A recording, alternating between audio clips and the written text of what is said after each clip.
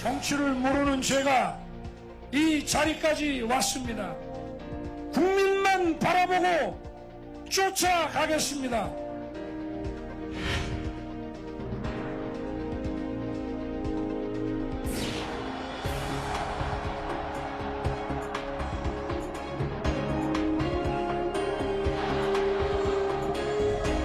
지금은 국가 시스템 자체가 붕괴되는 상황이라는 위기의식을 느꼈던 것 같고요. 저는 사람에 충성하지 않기 때문에 제가 오늘도 이런 말씀을 드리는 겁니다. 자기 길을 그냥 뚜벅뚜벅 걸어가면 되는 거지. 너는 당당하게 네 길을 가라.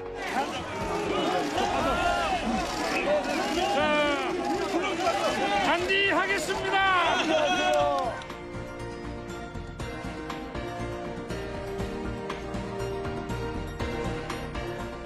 저에게는 가장 막강한 정치적 지지 세력이 있습니다. 바로 국민 아닙니까, 여러분?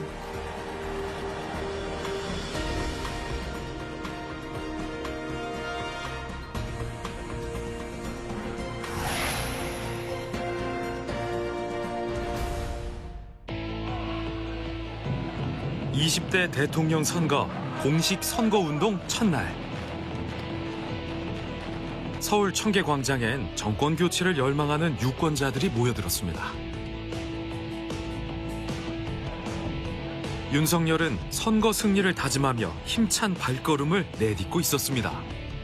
우리 윤석열 후보를 무대 위에 모셨습니다. 시민 여러분, 뜨거운 박수로 맞이해 주시기 바랍니다. 열렬한 함성과 힘찬 박수로 맞이해 주십시오. 다 함께 연호하겠습니다. 진정하고 자랑스러운 우리 위대한 대한민국 국민 여러분, 저 윤석열 앞에는 오직 우리 국민 여러분들의 민생만이 있을 뿐입니다. 국민 여러분과 함께 승리의 행진을 시작하겠습니다. 전진합시다! 전진합시다! 전진합시다, 여러분! 대한민국 제20대 대통령 당선인 윤석열. 그가 정치의 길을 걷게 될 거라곤 가족도 친구도 그 누구도 예상하지 못했습니다. 윤석열은 정치를 싫어했죠. 정치계에 혼탁하고 뭐 하는 이런 것들을 이런저런 수사를 하면서 정치인들의 그 밑을 다 까집어 봤잖아요. 그러니까 뭐 그걸 하고 싶겠어요. 그러니까 뭐 후임자한테 잘 넘겨주고 나 이제 좀 쉬어야지 이제 그랬어요. 충분히 검사로서는 뭐 사실 영예를 누린 거잖아요. 본인도 이제 거기에 만족했고, 그래서 이제 임기 마치면은 그냥 뭐 편하게 좀 쉴란다, 좀 이런 식으로 이제 생각을 하고 얘기를 했었죠. 지난해 3월 검찰총장 임기를 4개월 남기고 사직한 윤석열. 저는 오늘 총장을 사직하려고 합니다. 이 나라를 지탱해온 헌법 정신과 법치 시스템이 지금 파괴되고 있습니다. 그 피해는 오로지 국민에게 돌아갈 것입니다. 저는 우리 사회가 오랜 세월 쌓아올린 상식과 정의가 무너지는 것을 더 이상 지켜보고 있기 어렵습니다. 마지막까지 상식과 정의를 외치던 검사 윤석열. 윤석열은 1960년 12월 18일 서울 연희동에서 태어났습니다. 또래보다 덩치가 큰 아이, 왜소한 체구로 놀림받는 친구를 보면 조용히 다가가 말렸습니다. 이름 성열의 석에서 나온 별명 돌돌이로 불렸습니다. 검사 윤석열이 되기까지 꽤 오랜 시간이 걸렸습니다. 구수만에 합격한 사법시험 이유가 있었습니다. 근데 윤 후보는 이렇게 법학적인 것보다도 가는 이렇게 다양한 분야에 호기심이 많고요. 자기가 이렇게 호기심이 많으면 그걸 끝까지 파야 되는 성격이에요. 그러니까 이제 공부가 길어진 거는 뭐 그 놀았다기보다 제가 보기에는 본인 성격이 그러니까 이제 궁금한 건 못 참으니까 저희 시험 공부할 때도 사실은 출제 경향에 맞춰서 그렇게 공부해야 되잖아요. 근데 이 친구는 그냥 자기가 뭔가 궁금한 게 있으면은 끝까지 파니까 그런 게 이제 시험 준비에는 불리했지 않을까. 고시 공부 늦게 하고 이제 다른 친구들 대고 다들 뭐 저도 대고 이제 이래가지고 좀 어떻게 보면은 정말 이제 눈치 받고 이제 그럴 만한 상황인데도 그때 그 아버님이 이제 그 윤석열한테다가 내가 살아보니까 그냥 남자가 자기 길을 그냥 뚜벅뚜벅 걸어가면 되는 거지 그냥 누구 눈치 보고 그럴 필요가 없더라. 그러니까 너는 당당하게 네 길을 가라. 그러셨다는 거죠. 네. 윤석열의 멘토는 아버지 윤기중 연세대 명예교수. 아버지에게 술을 배우며 세상의 밝은 곳과 어두운 곳을 배웠습니다. 저희 아버지는 뭐 제가 뭐 고시 떨어지고 뭐 이래도 저녁에 이렇게 들어오시면은 아버지하고 이렇게 반주도 좀 하시면은 저도 조금 얻어먹고 제가 그때부터 이제 요리를 많이 했습니다. 왜냐하면 어머니가 차려놓은 반찬이 아버지가 반주하면 다 떨어져. 그럼 제가 가서 조금 뭐 더 계란말이라도 좀 해와야. 그래서 이제 아버지하고 술 먹으면서 아버지 얘기도 많이 듣고 대화를 아버지하고 제일 많이 했고요. 우리 아버지는 평생의 관심이 양극화, 빈부격차 이런 거에 대한 그 관심을 계속 가지고 계셨거든요. 이런 법경제학이나 경제법 이런 데 관심을 갖게 된 것도 아버지하고 이제 대화하면서 그런 걸 많이 갖게 됐고.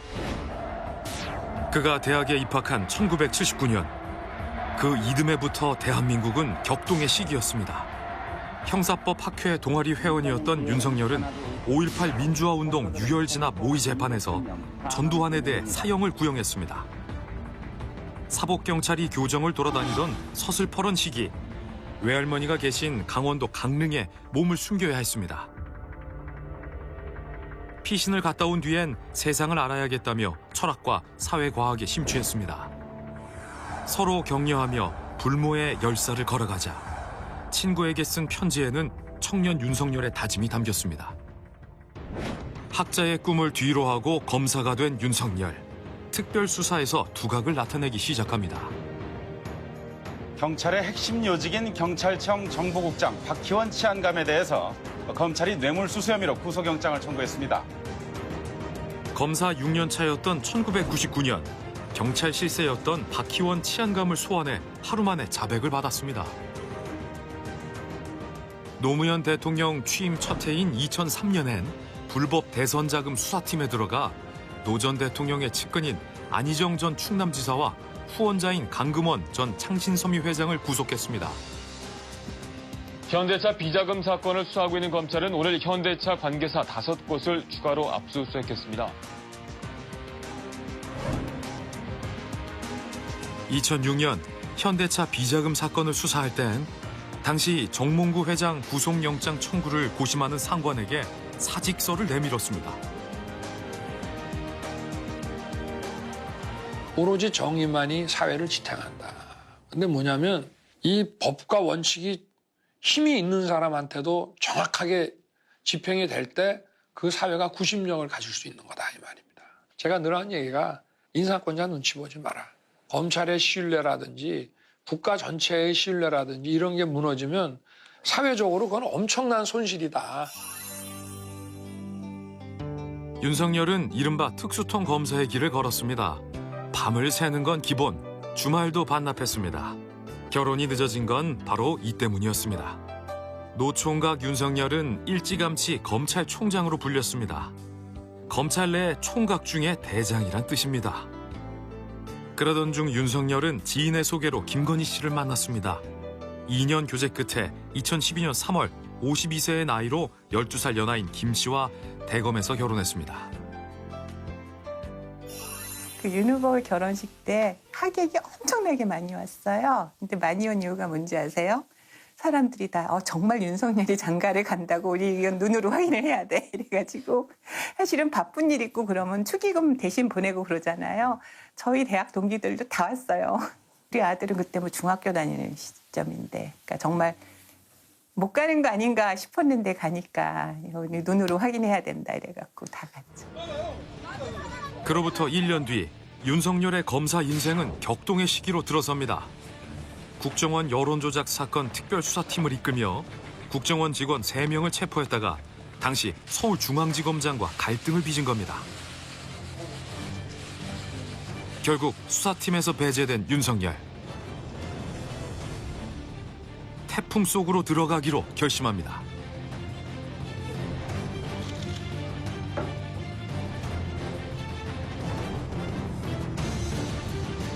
수사팀이라고 하는 건 수사를 이렇게 앞으로 자꾸 치고 나가게 해줘야 되는데 이렇게 자꾸 뭔가를 따지고 수사하는 사람들은 그런 것을 외압이라고 느낍니다. 저는 사람에 충성하지 않기 때문에 제가 오늘도 이런 말씀을 드립니다. 사람에 충성하지 않는다. 충성은 국가에 하는 것이지 권력자를 향한 것이 아니라는 이 말은 윤석열이라는 이름 석자를 온 국민에게 각인시키는 계기가 됐습니다. 항명을 이유로 이듬해 대구고검 평검사로 좌천된 그는 사직서를 내지 않고 대구행 기차에 올라탔습니다.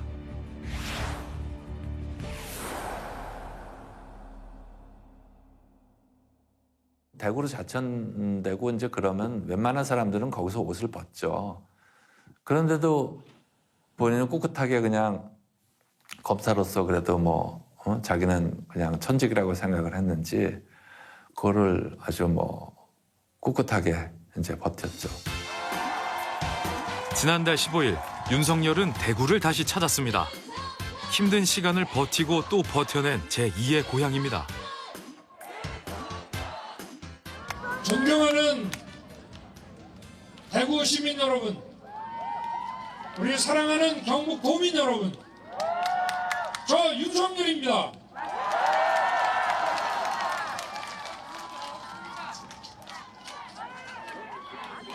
저는 대구에서 태어나진 않았지만 사회생활을 대구에서 시작을 했고 제가 어려울 때 대구가 따뜻이 맞아줬고 저를 이렇게 키우셨습니다. 30대 초임검사 윤석열의 하숙집 주인이었던 노부부를 만났습니다. 지금도 그 하숙집에 살고 있습니다. 전화가 왔어. 아이고 아주머니 대구로 다시 왔습니다. 얘들 정건 됐다 하는 거라. 그래 아이고 반갑다 하지만 그 윤 검사가 어려움을 당해왔는지 우리 몰랐어. 그때 어려워가지고 좀 자천 비슷하게 했던가 봐. 그런데 그거를 몰랐지. 1994년 대구지검에서 검사로서 첫 발을 디딘 윤석열은 바로 이 방에서 2년 동안 살았습니다. 노부부는 초임검사 윤석열을 어떻게 기억하고 있을까? 옷걸이만 하나 두고 뒀나. 또 우리 후보가 자기 살림살도 없어. 옛날에 라디오 재미난 거 트랜지스터 라디오 그거 하나 부이더라고. 얼마나 검사하는 저 사람이. 그리고 그거 하나 딱 있고. 25년이 지나 윤석열이 검찰총장이 된 뒤 하숙집에 한 통의 전화가 왔습니다.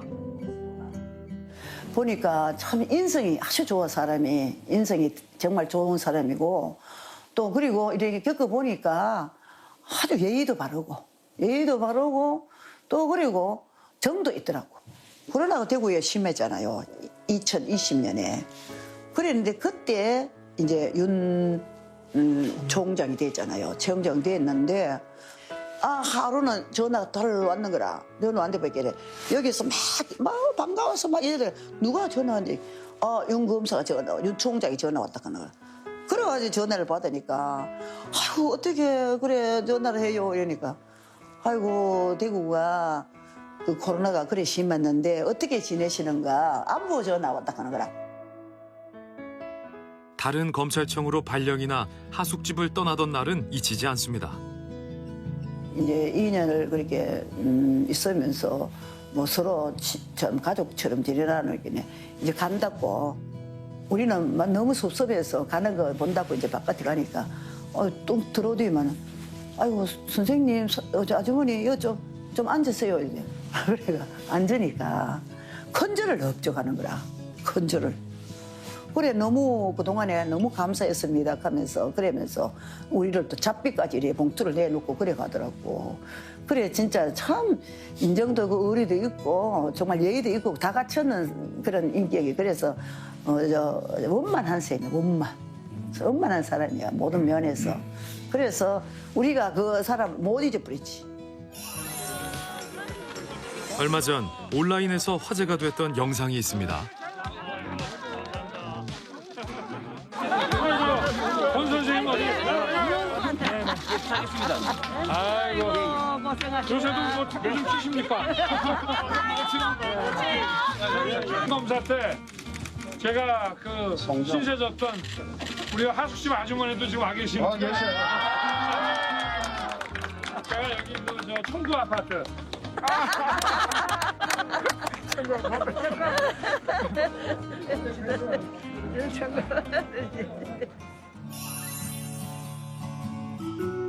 유독 의리를 강조하던 윤석열. 그의 곁에는 늘 사람이 붐볐습니다.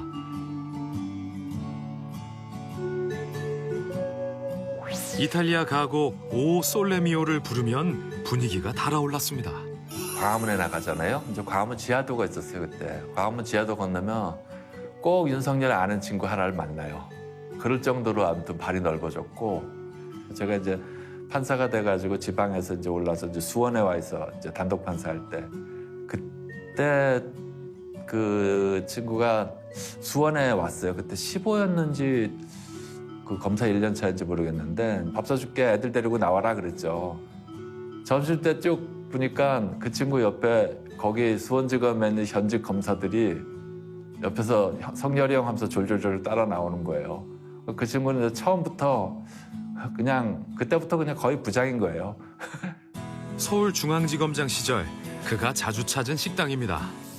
밀려드는 대형 수사로 경무가 이어지는 가운데에도 후배 검사들 이야기에 귀 기울였습니다. 같이 일하시는 분들이랑 오면 아무래도 대부분 검사분들이랑 많이 오셨을 텐데 이렇게 일 얘기를 하는 것 같지는 않으셨어요. 왜냐하면 분위기가 무거운 적은 없었고 늘 이렇게 대화가 많이 오갔던 걸로 기억하고, 한 번은 이제 초창기 때 이제 김건희 님이랑 같이 오셨었는데 예약을 안 하고 오신 거예요. 그래서 그냥 돌아가셨던 기억이 있었는데 자리를 잡지 못하셔가지고 그때 제 개인적으로는 굉장히 안타까웠죠. 자리가 되게 높은 자리라서 맨날 한우만 드실 줄 알았는데 삼겹살 되게 좋아하시고 껍데기 좋아하시고. 윤석열은 사람을 만나면 일단 자신의 주머니부터 털었다고 동료들은 전합니다. 부속실 직원들의 생일도 꼭 챙기고 밥을 사주며 축하했습니다. 이번 선거를 하는 동안 자기만의 음식 철학과 요리 솜씨를 뽐내기도 했습니다. 어릴 때부터 집에서 뭐 뭘 조금씩 만들어 먹고 이래가지고 돼지고기 좀. 네. 시그니처 블랙 파스타? 블랙 파스타. 이게? 오케이. 저 일요일 같은 때는 간단한 요리해가지고 좀 부모님하고 같이 밥을 먹었는데, 이렇게 드시고 나면 꼭 우리 아버지가 야, 너 나중에 봉지 그만두면은 식당 해라. 그때나 지금이나 이미지가 너무 똑같으셔가지고 서민적이고 좀 푸근하고 옆집 아저씨 같은 그런 느낌이 계속 유지가 되는 게 신기하면서도 또 가식이 없는 것 같아서 너무 좋았습니다.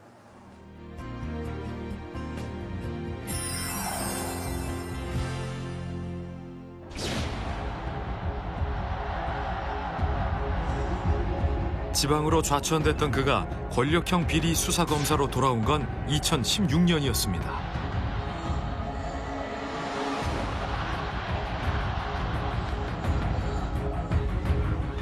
이른바 국정농단 사건이 터지고 최순실이라는 이름이 대한민국을 집어삼켰습니다.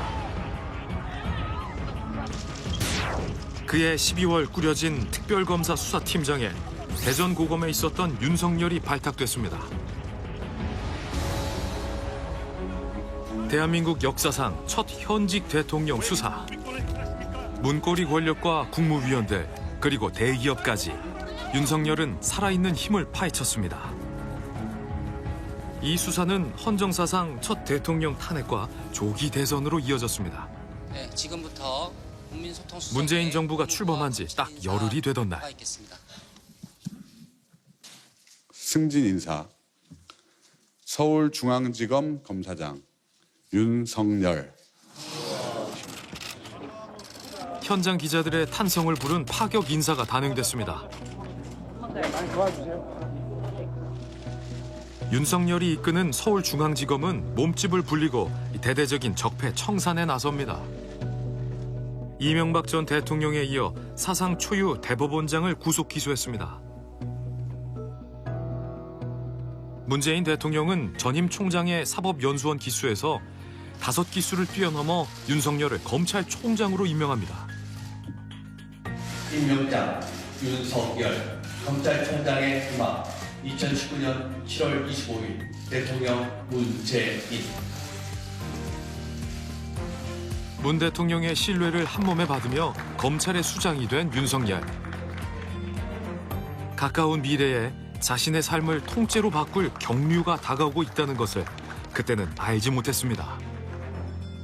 우리 이제 윤 총장님은 이 권력형 비리에 대해서 정말 권력에 휘둘리지 않고 또 권력의 눈치도 보지 않고 사람에 충성하지 않는 그런 자세로 아주 엄정하게 이렇게 처리해서 국민들의 신망을 이렇게 이제 받으셨는데 살아있는 권력에 대해서도 똑같은 자세가 돼야 한다고 생각하기 때문입니다.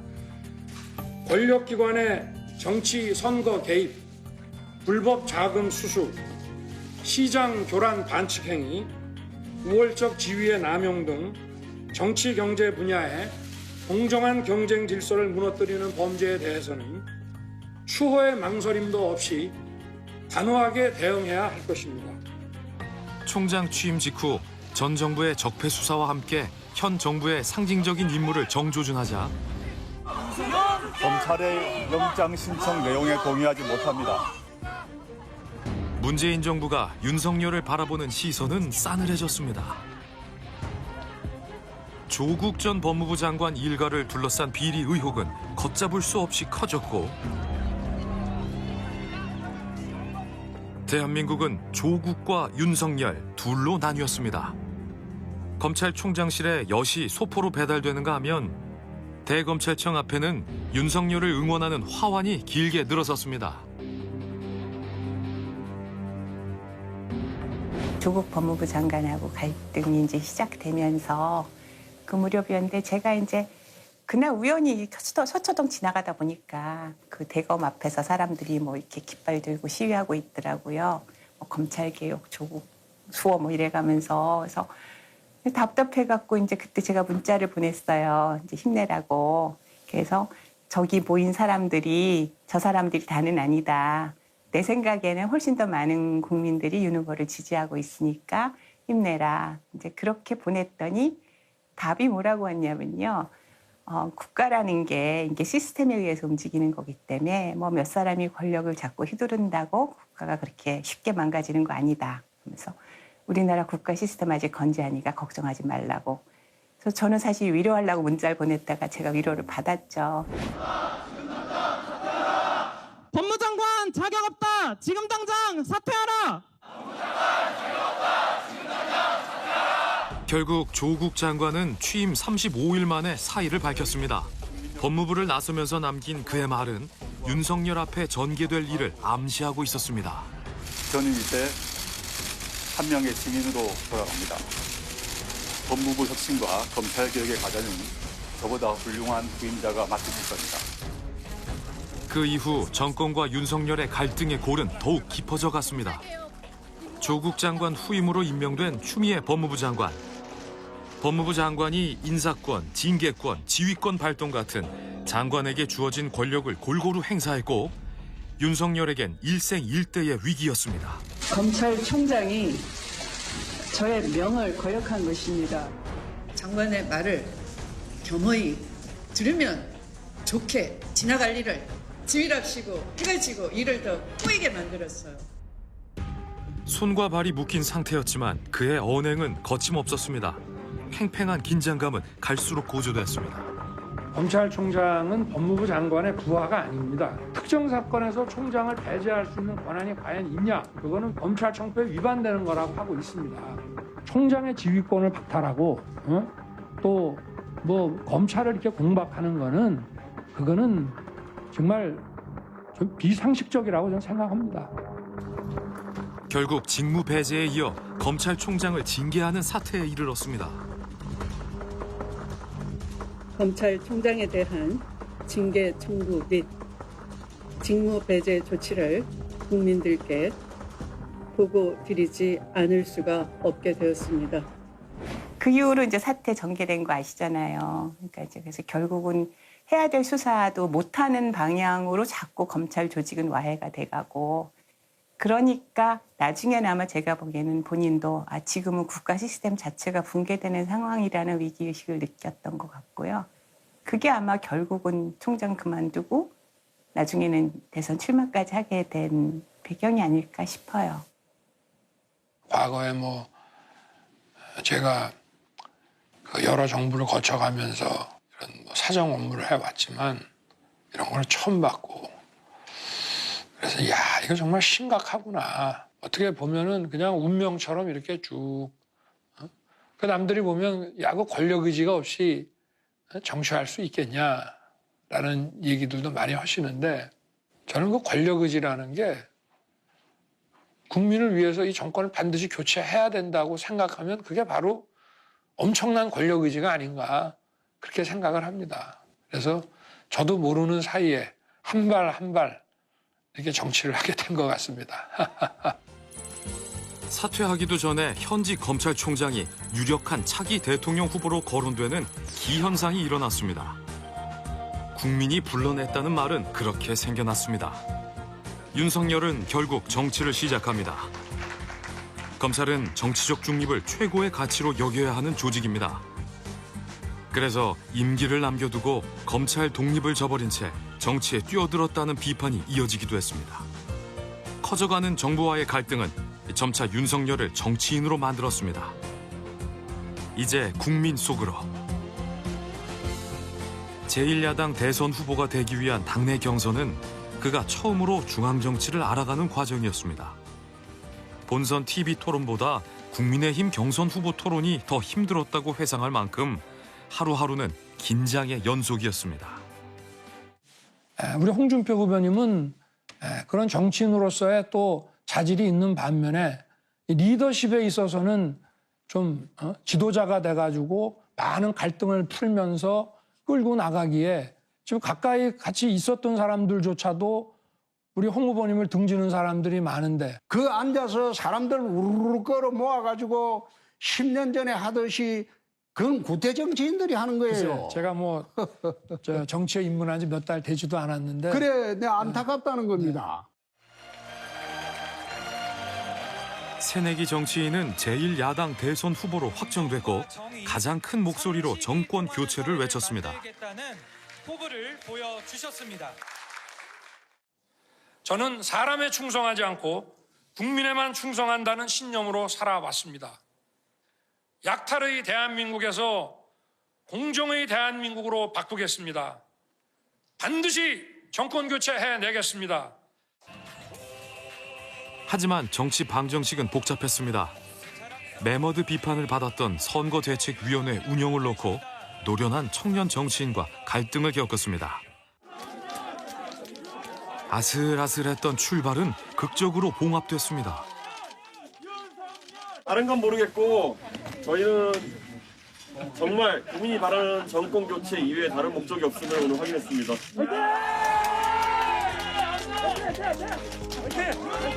정권 교체라는 목표 아래 일단 손을 잡은 두 사람. 윤석열은 우선 국민의 마음을 모으는 전략으로 나섰습니다.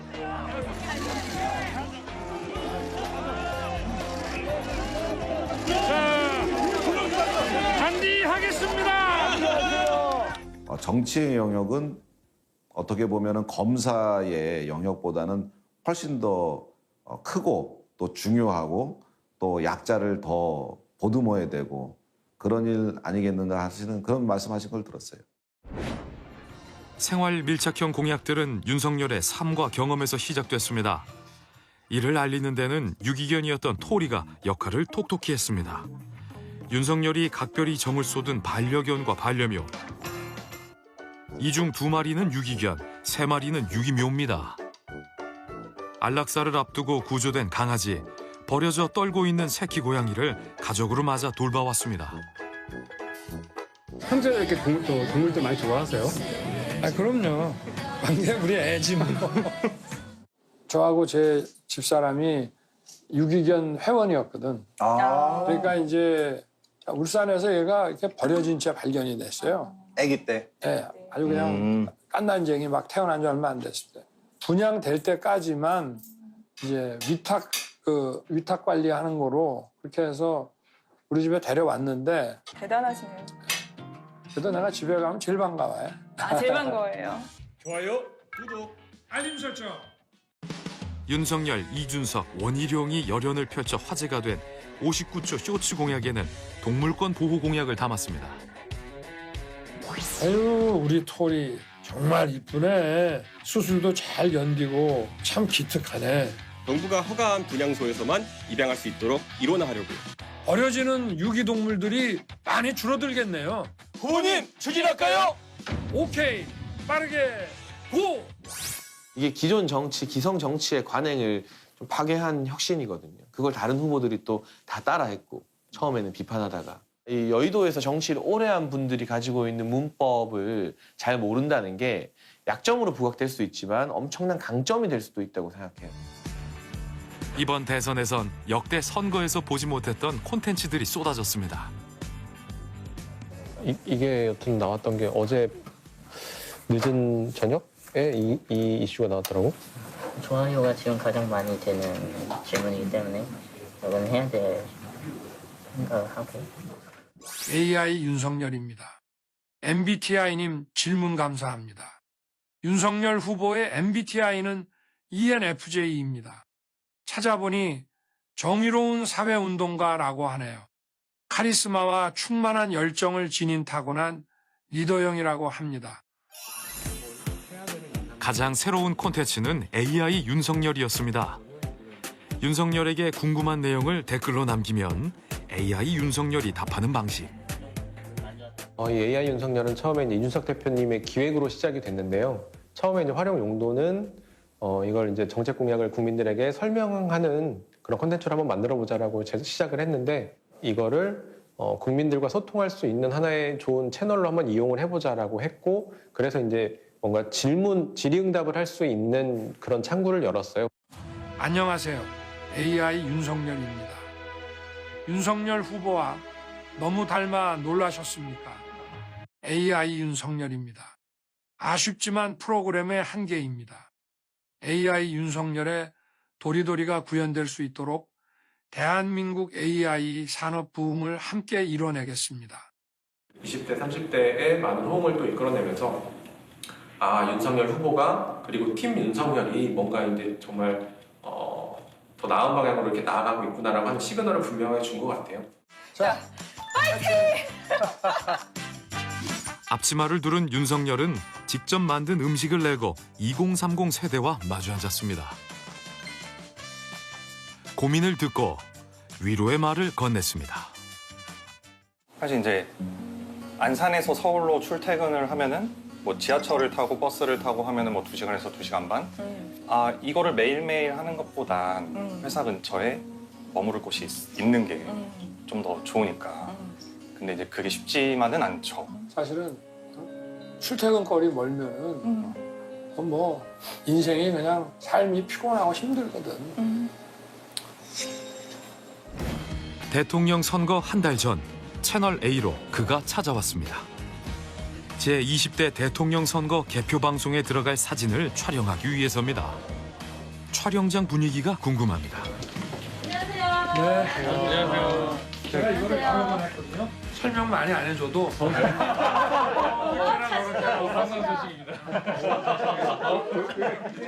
자, 표정으로 내볼게요. 나오시고 자 포즈 엄지척 1등. 좋아요. 아니 이거 좀 이렇게 표정. 네, 됐습니다. 손 하나 둘 셋 넷 다섯 그래서 끝났어.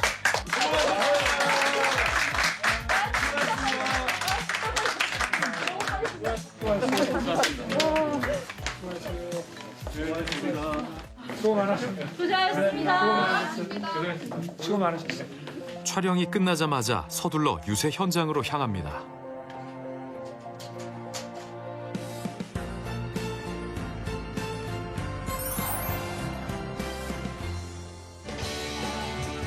윤석열이 꼭 얻고 싶은 건 호남 민심이었습니다. 선거 때마다 견고했던 지역구도를 깨려고 시도했습니다. 광주 복합 쇼핑몰은 젊은 층을 위한 생활 공약이었습니다.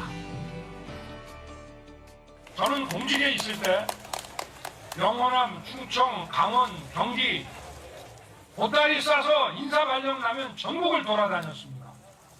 광주에도 2003년부터 5년까지 2년간 근무했습니다. 제게는 지역주의라는 것 자체가 없습니다. 더 이상은 이 지역주의에 기대는 정치, 또 정치인들이 만들어 놓은 이 편한 지역구도 이제는 우리가 미래를 위해서 깨야 될 때가 왔습니다. 호남 끌어안기는 선거 마지막까지 숙제였습니다. 반드시 승리해 불공정과 비상식을 날려버리겠다는 의미를 담은 어퍼컷. 윤석열 유세의 트레이드 마크가 됐습니다. 어퍼컷을 할 때마다 지지자들의 함성은 더 커졌습니다. 정직한 대통령. 정직한 대통령이라는 것은 국민들과 소통을 잘하고 그 소통을 잘하지 못하는 정직한 정치인이라는 건 있을 수 없습니다. 3년째 계속되고 있는 코로나19와의 전쟁. 혼란한 방역 시스템에 따른 고통은 국민의 몫이었습니다. 자영업자들은 먹고 사는 길마저 막막해졌고 거리는 온통 깜깜해졌습니다. 끝나지 않은 전쟁과 불안한 국제 정세.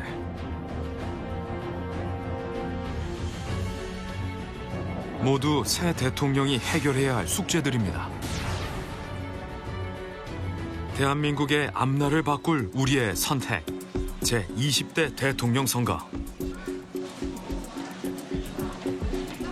국민의 눈과 귀는 대선 TV 토론에 쏠렸습니다. TV 토론회장 앞의 도로는 미래의 대통령을 만나려는 지지자들로 가득 찼습니다.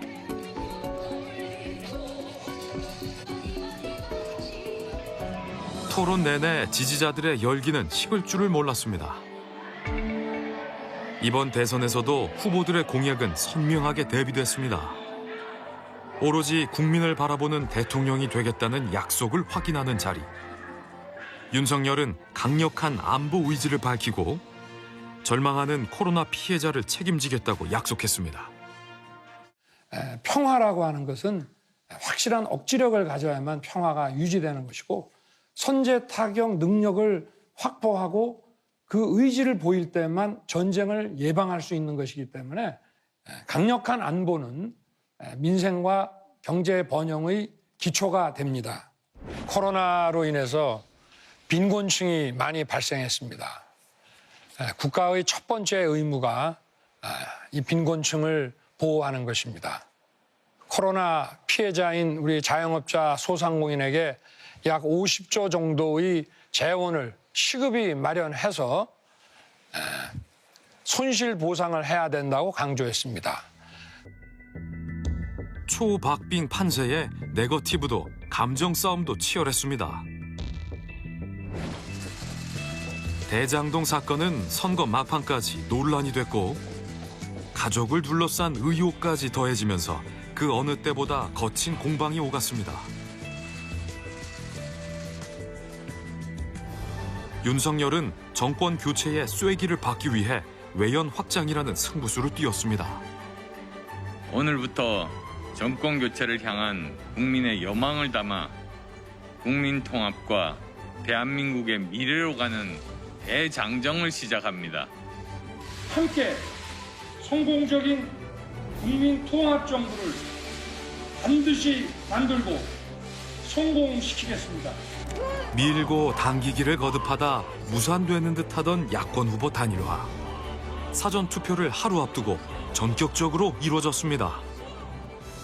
여야의 도 넘은 비방전에 유권자들이 선거를 외면할까 우려됐지만 사전 투표율은 36.9%, 역대 최고치를 기록했습니다. 여야 지지자들이 강하게 결집한 것으로 분석되면서 마지막 날까지 긴장의 끈을 놓을 수 없었던 선거.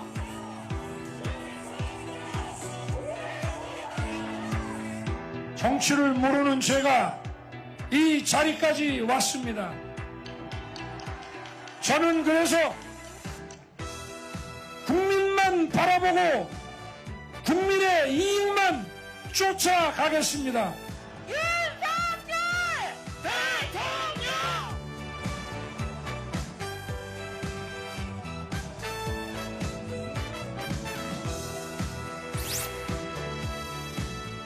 투표 마감 직후 발표된 방송사 예측조사와 출구조사 결과는 초박빙이었습니다.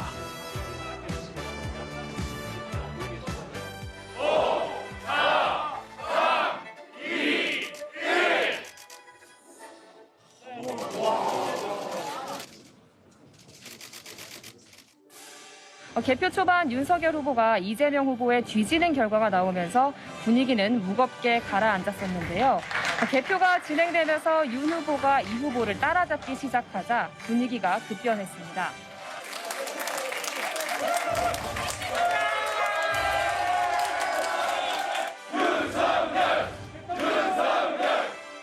피말리는 접전 끝. 윤석열은 당선이 확실해진 새벽 4시 집에서 나와 여의도로 향했습니다. 밤이 아주 길었습니다. 여러분들 주무시지도 못하고 이렇게 나와 계신 줄 몰랐습니다. 정말 그동안에 응원 감사드립니다. 네. 검찰총장에서 대통령으로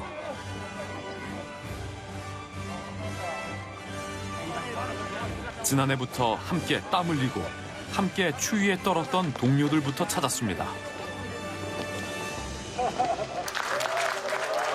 네, 당선인께서 들어오고 계십니다. 큰 박수로 환영해 주시기 바랍니다. 윤석열 대통령! 윤석열 대통령! 윤석열! 대통령이 된 정치 신인. 그는 이번 선거를 열정적인 레이스로 기억했습니다.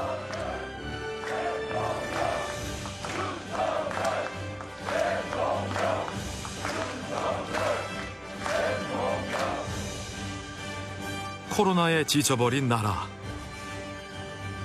깊어진 이념 갈등. 서민을 더 힘들게 하는 부동산. 수많은 과제가 윤석열 앞에 놓여 있습니다.